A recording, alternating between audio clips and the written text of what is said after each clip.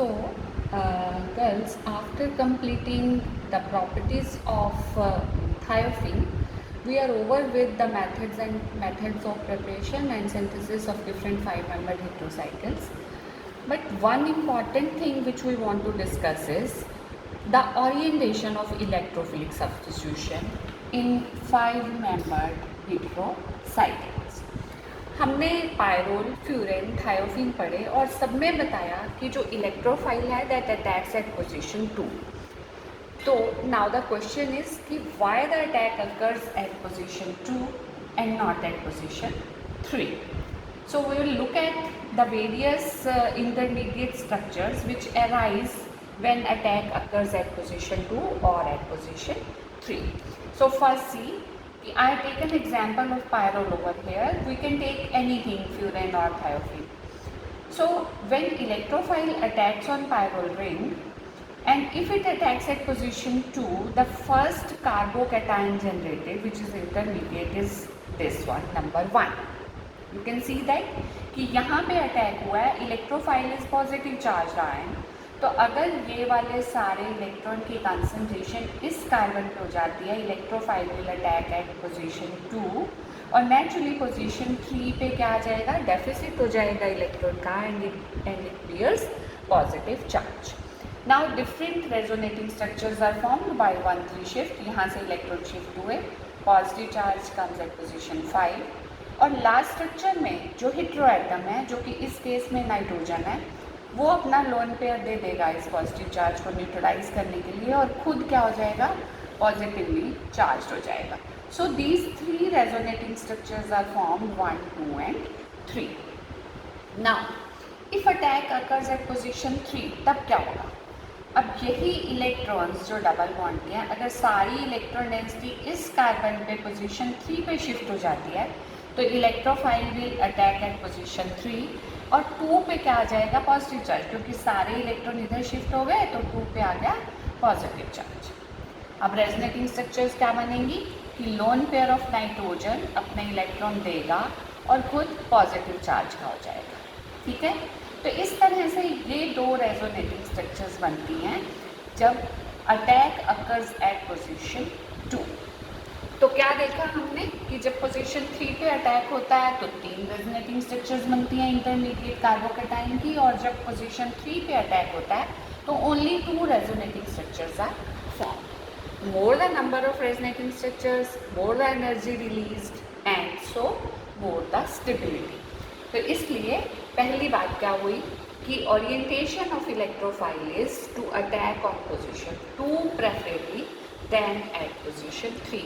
तो इस तरह का क्वेश्चन एग्जाम में भी पूछा जाता है. So you in that case you are to show the resonating structures when attack occurs at position 2 और at position 3 and finally you are to show कि बिकॉज इसमें 3 बनी, इसमें 2 बनी, इसलिए प्रेफरेबल अटैक 2 पोजीशन पे होगा. Right, now there is one more question which you should know how to answer that, and that is the relative reactivity of different 5-membered heterocycles towards of course electrophilic substitution.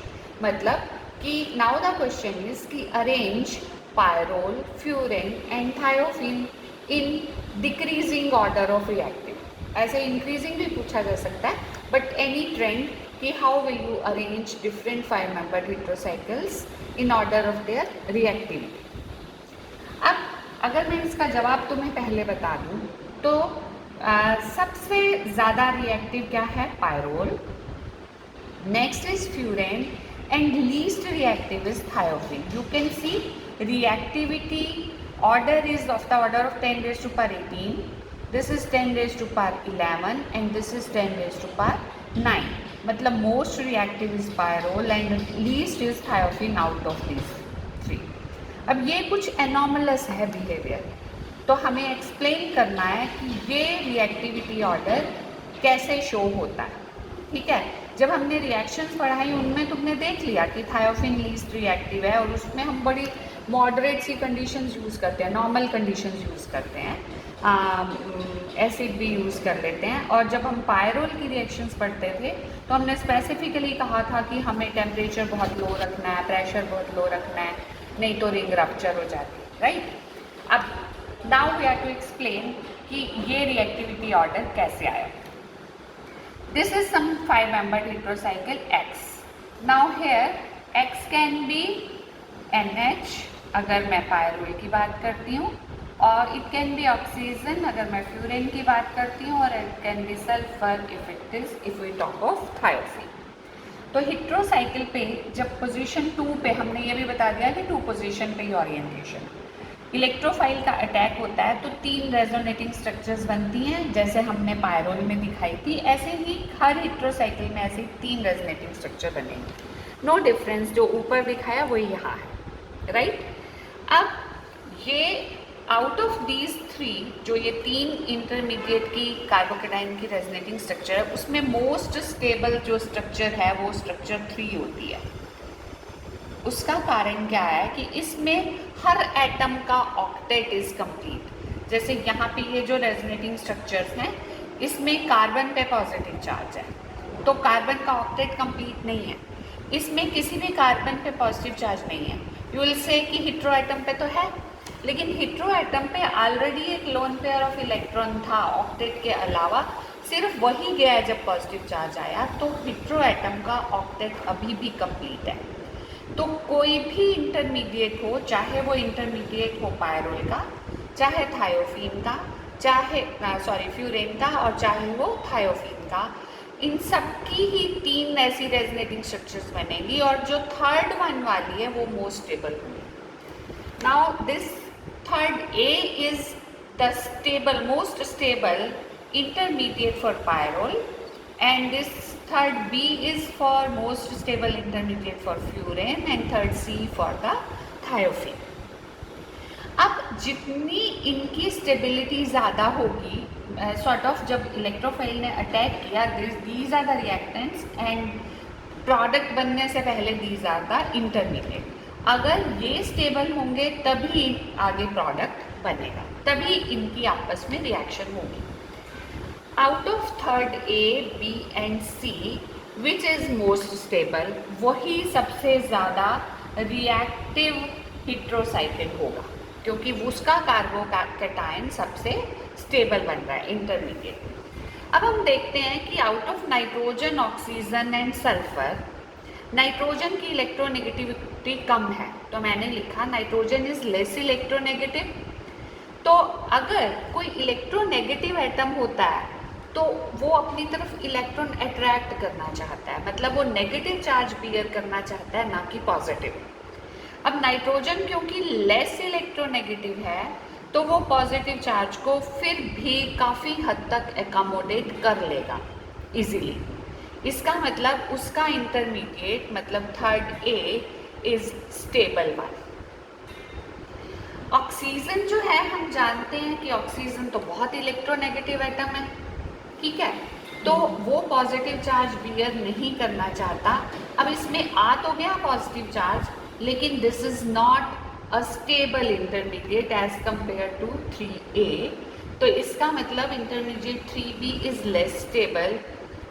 Of course मैंने bracket में लिखा it's not least, but it is less stable as compare to that of pyrrole वाला intermediate. अब हम आते हैं thiophene के intermediate पे, यानी थर्ड सी पे।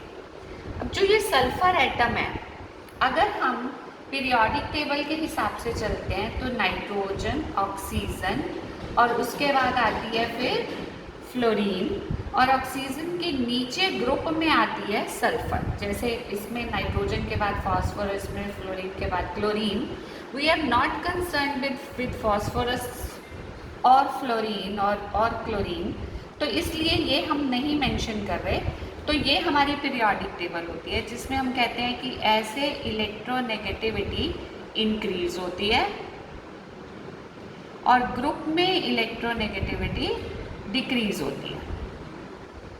तो according to that concept, sulphur is least electronegative, है ना। तो हम एक्सपेक्ट क्या करते हैं इस सल्फर बड़ी आसानी से पॉजिटिव चार्ज बियर करना चाहिए। हमने नाइट्रोजन में यही तो कहा कि नाइट्रोजन क्योंकि लेस इलेक्ट्रोनेगेटिव है इसलिए पॉजिटिव चार्ज आसानी से बियर कर सकता है। तो सल्फर तो लीस्ट इलेक्ट्रोनेगेटिव है, it should bear positive charge most easily and this should be the most stable one, but ये स्टेबल कार्बोकैटायन नहीं है। अब उसका क्या रीज़न रहता है कि दो sulphur is least electronegative, but sulphur जो है उसमें जो इलेक्ट्रॉन हैं वो कौन से ऑर्बिटल में, 3p में है। जैसे ऑक्सीजन का एटॉमिक नंबर है 8, यानी उसकी कॉन्फ़िगरेशन रहती है 2s2 2p6, ठीक है, और सल्फर की 16 एटॉमिक नंबर, उसकी कॉन्फ़िगरेशन रहेगी 3s2 3p6, राइट। तो 3p ऑर्बिटल है जो सल्फर का, that does not effectively overlap with 2p orbital of the ring carbon. मतलब यहाँ पे ये जो p ऑर्बिटल है सल्फर का, उसने इसके 2p ऑर्बिटल से ओवरलैप करना है। यहाँ पे 2p ऑक्सीजन का होता है, 2p कार्बन का, नाइट्रोजन का भी 2p और कार्बन का भी 2p, तो ये इफेक्टिव ओवरलैप है। लेकिन यहाँ पे ये इफेक्टिव नहीं है ओवरलैप, क्योंकि ये थर्ड ऑर्बिट में है ऑर्बिटल सल्फर के और ये 2 में है, ठीक है, सेकंड में है। तो यहाँ पे ये ओवरलैप इफेक्टिव ना होने के कारण ये कार्बोकैटायन जो सल्फर का था वो स्टेबल नहीं, राइट। तो फाइनली हम किस कंक्लूजन पे पहुँचे कि out of different heterocyclic 5-membered heterocycles, pyrrole is most reactive। क्यों? क्योंकि इसका जो इंटरमीडिएट बना, ये थर्ड वाला, मतलब ये वाला, दिस इज मोस्ट स्टेबल। कि नाइट्रोजन चाहे सल्फर से कम इलेक्ट्रोनेगेटिव है, सॉरी ज़्यादा इलेक्ट्रोनेगेटिव है, बट ऑक्सीजन से कम है, तो नाइट्रोजन कम इलेक्ट्रोनेगेटिव होने के कारण पॉजिटिव चार्ज बियर कर सकते हैं। सल्फर लीस्ट होते हुए भी, इलेक्ट्रोनेगेटिव लीस्ट होते हुए भी स्टेबल नहीं बनाती इंटरमीडिएट आयन, क्योंकि इसमें 3p 2p overlap is not effective overlap, इसलिए ये जो कैटायन है this is less stable, third C1। और ऑक्सीजन तो हम जानते हैं कि मोस्ट इलेक्ट्रोनेगेटिव है, मोस्ट इलेक्ट्रोनेगेटिव है, तो इसलिए ये पॉजिटिव चार्ज बियर नहीं करना चाहती। तो फाइनल जो हमारा ट्रेंड क्या रहा कि फ्यूरेन में ऑक्सीजन होते हुए भी, जो कि मोस्ट इलेक्ट्रोनेगेटिव है और पॉजिटिव चार्ज नहीं रखना चाहती, फिर भी यहाँ ये फैक्टर है जो थायोफीन में लीस्ट इफेक्टिव ओवरलैप वाला, वो डोमिनेट कर जाता है और थायोफीन को लीस्ट रिएक्टिव बनाता है। तो फाइनल ट्रेंड हुआ pyrrole is more reactive then furan and furan is more reactive then thiophene, means thiophene is least reactive and pyrrole is most reactive. अब अगर हम इसे कंपेयर करें विद बेंजीन, तो यहाँ पे हम देखेंगे कि all these are much more reactive than benzene. Benzene की रिएक्टिविटी 1 है इसके कंपैरिजन में। इन अदर वर्ड्स, अगर बेंजीन की 1 है तो उसकी 10⁻9 है, काफ़ी ज़्यादा है, और इसकी 10⁻18 है, मतलब बहुत ही ज़्यादा, डबल देन थायोफीन। अब बेंजीन की रिएक्टिविटी कम क्यों है? क्योंकि बेंजीन की रेजोनेंस एनर्जी, जैसा हम बार बार बताते हैं, 151 किलो जूल पर मोल है। अब इसमें सिर्फ 2 ही रेजोनेटिंग स्ट्रक्चर्स बनती हैं, कैकुले फॉर्म, फिर भी ये ज़्यादा स्टेबल है क्योंकि इसमें चार्ज सेपरेशन नहीं होती है, ठीक है ना, ये हम पहले भी डिस्कस कर चुके हैं। तो अगर बेंजीन से कंपेयर करें तो ओवरऑल ट्रेंड ये रहेगा रिएक्टिविटी का। तो ये 2 इम्पॉर्टेंट क्वेश्चंस हैं एक तरह से, जो तुमसे एग्जाम में भी पूछे जा सकते हैं। कि एक तो कि ओरिएंटेशन डिस्कस करो कि why attack occurs at position 2 and not at 3। Okay, अब 2 पे होता है, सब में ही 2 पे होता है, पायरोल में भी, फ्यूरेन में भी और थायोफीन में भी। तो out of these which is most reactive and which is least reactive heterocycle, और फिर बेंजीन से भी अगर कंपैरिजन करना है तो overall trend. Okay, so with that 5 membered heterocycles are